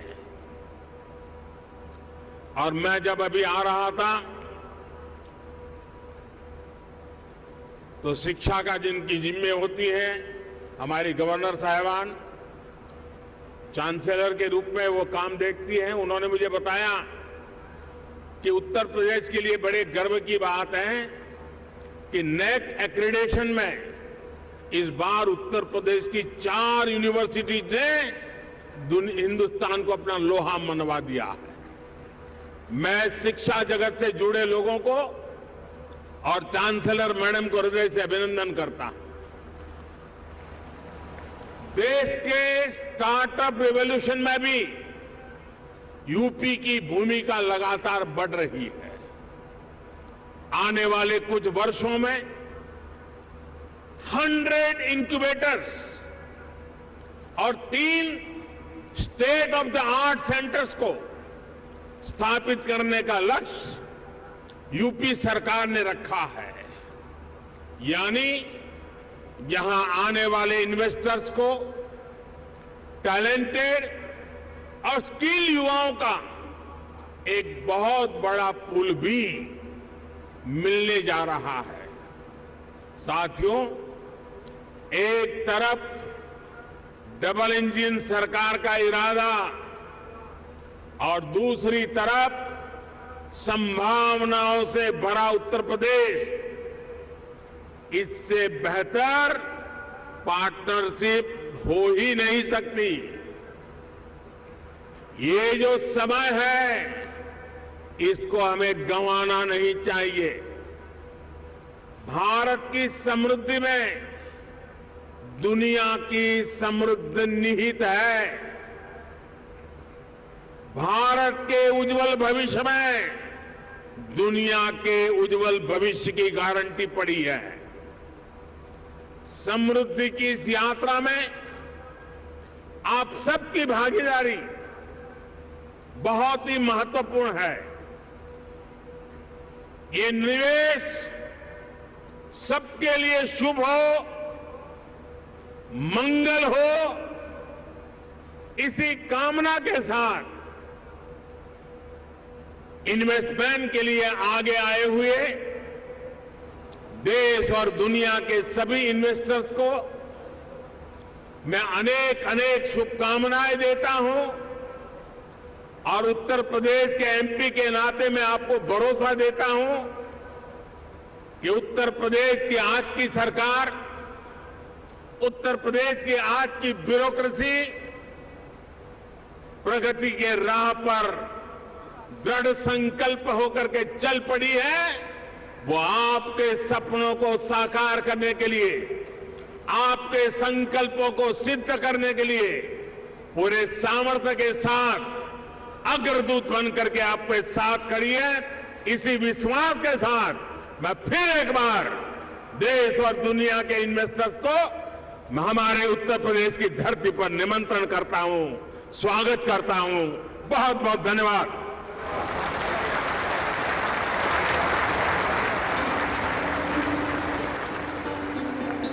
बहुत बहुत धन्यवाद माननीय प्रधानमंत्री जी। सभी क्षेत्रों पर और सभी के ऊपर आपके विश्वास के लिए, शुभकामनाओं के लिए, सभी के लिए सतत आपके मार्गदर्शन के लिए, आपके पथ प्रदर्शक संदेश के लिए।